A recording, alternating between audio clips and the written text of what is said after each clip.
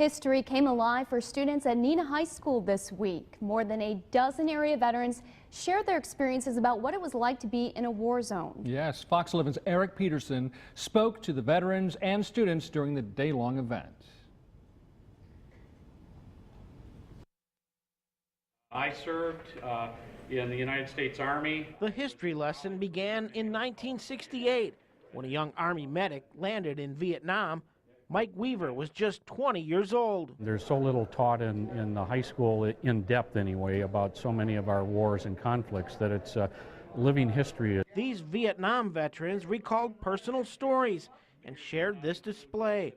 It featured photos and memorabilia from Southeast Asia. For our students, a lot of these wars are so long ago. It brings a connection there with Memorial Day coming, the the respect for our veterans, for our country. More than a dozen veterans spoke Wednesday to about 450 students at Neenah High School. There's World War II, Korea, Vietnam.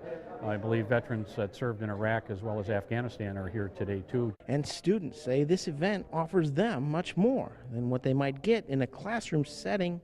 To hear it or just to read it on the internet is something that just doesn't really, I mean, you can get something out of it, but not as much. Seeing it live and seeing the real stories and their feelings towards it was definitely a lot more than just the classroom. The stories that these veterans tell are amazing, what they've gone through, what they were willing to do for our country. Some veterans say reliving the past can be emotional, but therapeutic. And the way we were mistreated when we returned from Vietnam by our country has made a lot of us internalize this and not speak about it for 20, 30, 40 years, but now we are. And so it's beginning to open that up and getting rid of all that negativism, and it's a healing process for us.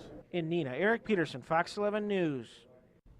This is the 13th year of the program. Plans are in the works for next year's History Alive event.